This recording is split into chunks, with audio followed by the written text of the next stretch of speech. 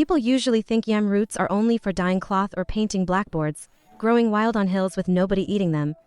But you might not know this yet. Today Sue will make a delicious dish from yam roots. Everyone, please watch until the end of my video. Today, I plan to go up to the stream to gather rock moss, but likely because of the recent heavy flood, all the rock moss got washed away and hasn't regrown yet. On my way back, I thought today was such an unlucky day for moss hunting, but every cloud has a silver lining. Right as I walked past my aunt's garden, I spotted a yam root plant, so I decided to dig it up to make a childhood dish. Look, here's a yam root bush, everyone. Back in the day, our elders considered this root a lifesaver during hard times. Now I will take this root home to cook up some wonderful dishes. My grandma told me that back then, they didn't have white rice to eat like we do today. With many children to feed, they always had to mix rice with yam roots. Rice was scarce while yam roots were abundant. Digging up this root is no easy task, everyone. Grandma said it tastes good cooked with plain rice. But sticky rice makes it even better. Even simple food vanishes in a large family, so since I found this yam root, I will make yam root sticky rice to relive childhood memories with grandma. There are many big bamboo trees around here, but no shoots are sprouting yet. Next time I will come back to look for bamboo shoots. Everyone, now let's head back home. The air here is so cool and fresh, but whenever there is a big flood, the water rises high enough to flood the path I just walked on. By the time I get home, it's almost dark, so I'll start right away to make this dish. First I need to peel off the skin. Though it looks simple, it took me a long time to chop through. Here is the freshly peeled yam root. It looks vibrant red and beautiful. However, it's quite astringent and sticky, so I'll cut it open and shred it to soak overnight. Tomorrow, I'll steam the sticky rice. After peeling it, since the tuber is large and the shredder is small, I have to cut it into smaller pieces before shredding. I wonder if any of you have ever tried making this dish before. Here are the brown tubers and sticky rice I've prepared now. I'll soak them overnight and steam the rice tomorrow. Stay tuned to see how it turns out. Here are the brown tubers I soaked overnight. Now I'll squeeze out all the water to reduce the astringency. Wash the rice and let it drain.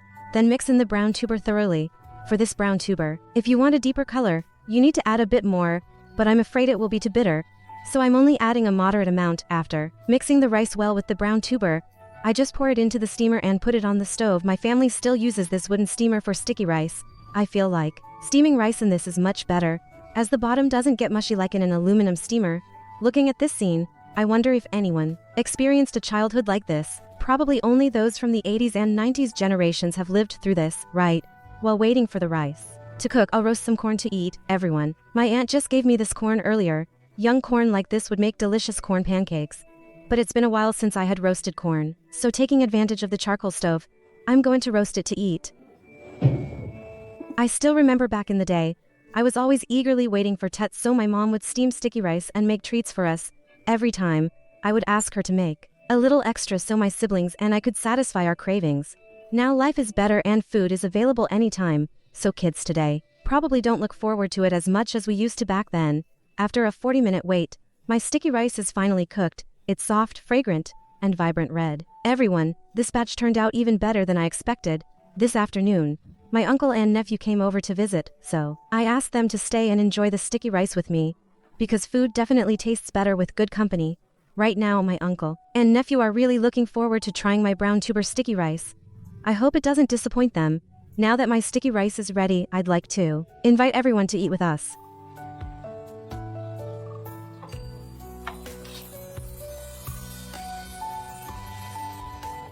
I prepared this brown tuber sticky rice following the recipe passed down by my grandmother, though I'm not sure if I got every step perfectly right. If you have a better recipe from back home, please let me know in the comments.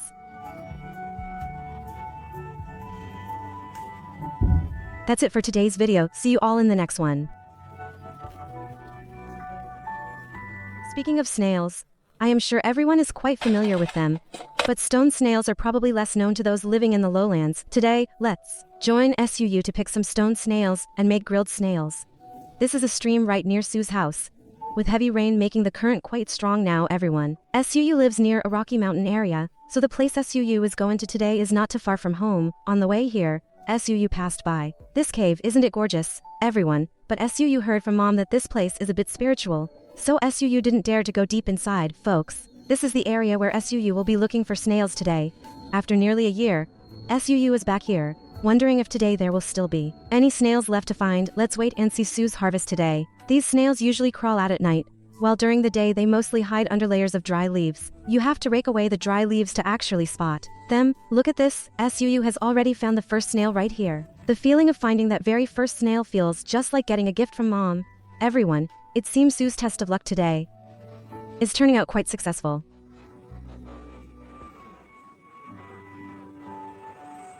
This area probably hasn't been visited by anyone for a long time, so a lot of the snails are spoiled. Such a pity.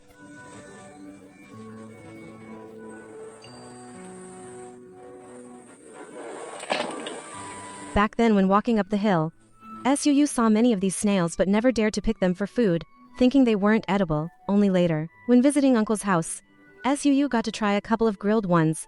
They were so fragrant, rich, and creamy that SUU has been hooked on this dish ever since. Lately, many traders from elsewhere have come to buy them up, making snails quite scarce and not as abundant as before. Everyone, right?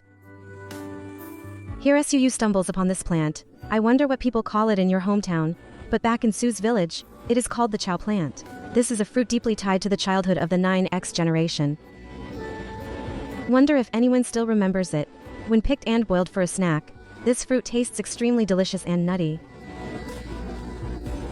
Today going up here, SUU bumped into quite a few snail nests. Absolutely thrilled.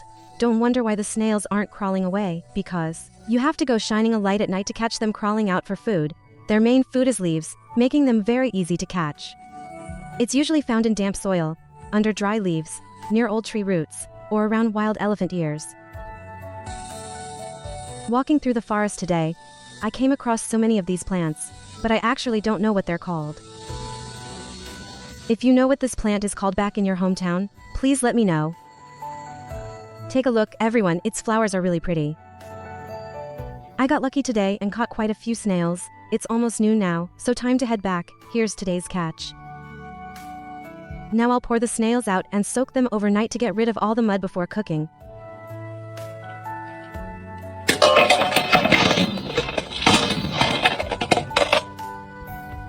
There are so many. After soaking overnight, yesterday's catch washed out a lot of dirt like this. Take a look at this, everyone. Now I'll pour them into a basin, rinse them once, and use a brush to scrub off the grime on their shells. I added a bit of salt earlier to wash them, but I forgot to film it for you guys. Once the snails are clean, I'll quickly start the fire and wait for the coals to glow before grilling them. There are many ways to prepare this dish. Some like it steamed with lemongrass. Others prefer it boiled, but I personally love it grilled. Grilling gives the snails a unique aroma, removes the slimminess, and leaves them nicely chewy. Does anyone back home still use a kitchen hanging rack, like my family does? This is the wooden hanging rack over the hearth that my family still keeps, since my mom often makes herbal yeast during rainy seasons when there's no sun. She puts it up on the rack to dry. Seeing these snails bubbling like this makes my mouth water. If only a few friends were here to enjoy this with me, we could talk all day. Has anyone watching this never tried these snails before? You really should try them once. I guarantee they're delicious. The snails are almost done now. Time for some midnight snail feast, everyone.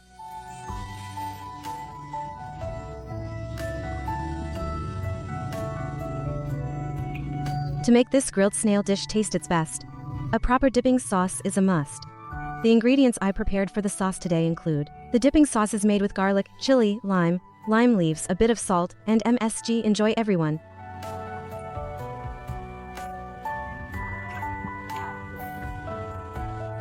The snails aren't slimy at all, guys. I have to admit, it's so good. Grilling snails this way keeps the meat dry and free of slime, while perfectly preserving their natural flavor. If you have a better recipe back home, please share it with me. These grilled snails smell amazing, everyone, full of lime leaf aroma. Combined with a kick of spice, it's absolutely delicious.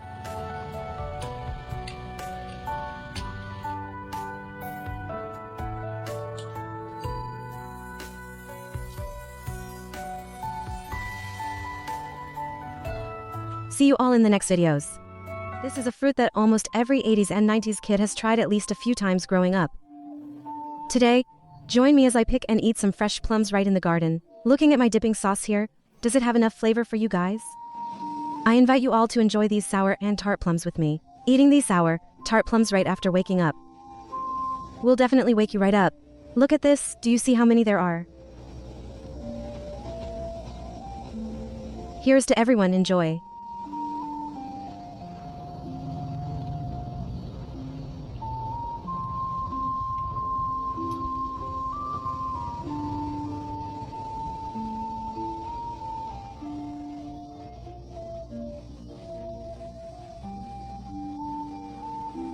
This dipping sauce is mixed to personal preference, and I have always preferred it made this way.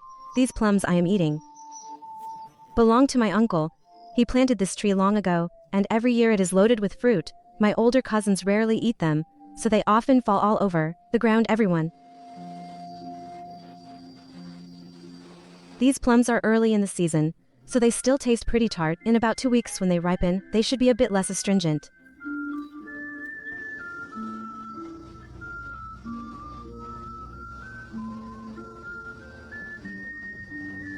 Standing here brings back old memories. Every afternoon nap time, my siblings and I would sneak away from mom to pick fruit. Now that we are grown and can go whenever we want, we do not crave them as much as before.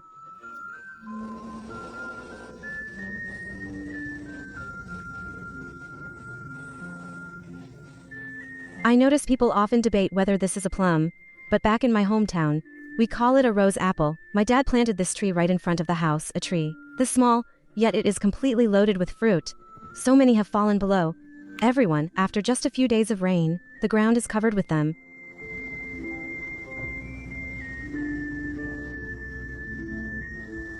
Today, my cousin came over to visit. He said he heads back to school tomorrow, so I am picking quite a few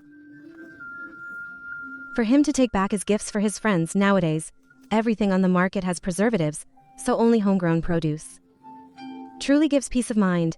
Right, everyone, country life might lack some conveniences, but having fresh, self-supplied fruit for the family like this is still so much better. There are too many ants up here. Everyone, I need to head back down. They've been biting me this whole time. Come join me for some fruit. There were so many ants that I couldn't get much.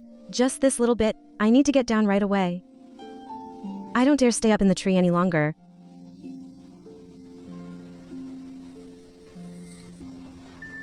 It rained a lot here over the last few days, so the fruit isn't very sweet yet, but it's juicy and refreshing. On a hot day like this, eating wax apples is the best. Everyone, taking advantage of the hot weather, I'm picking some to share with each house, because it would be a shame if they fell off in a few days. This is how the Tay ethnic people make green rice flakes by hand.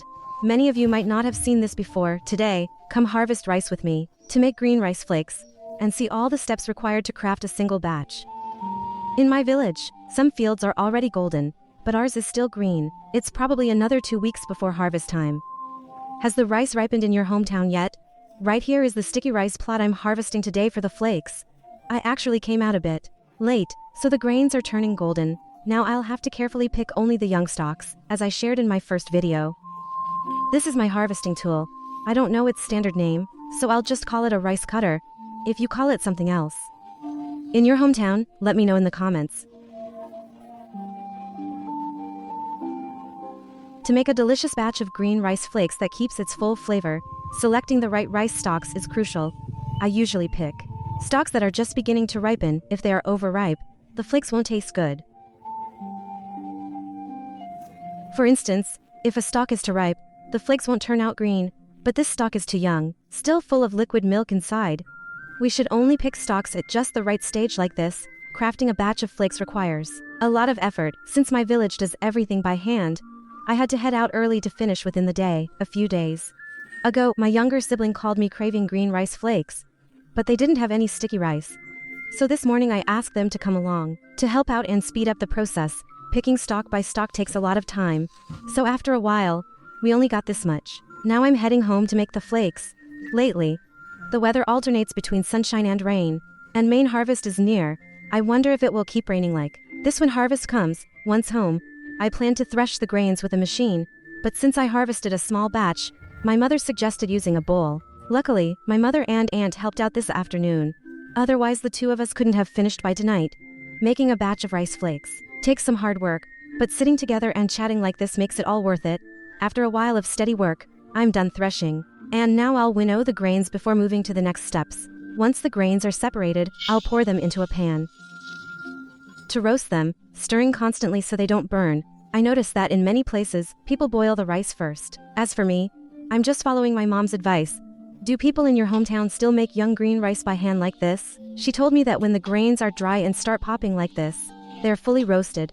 This is traditional wisdom passed down from older generations. Once roasted, I'll pour the rice out to winnow away the empty husks. I'll wait for it to cool before pounding it. Pounding it while it's hot will turn it into a sticky mush. Now that it has cooled down, I'm putting it into the mortar.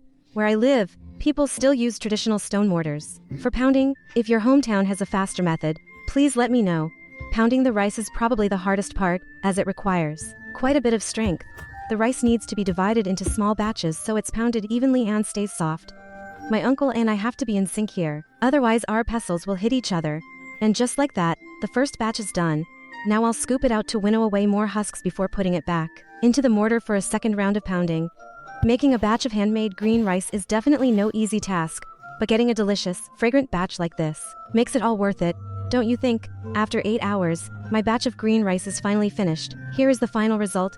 Everyone, it might not look super pretty, but it tastes amazing. Please join me, everyone. This green rice isn't as bright green as the store-bought kind, but it's sweet, fragrant, and delightfully chewy. This is authentic countryside green rice.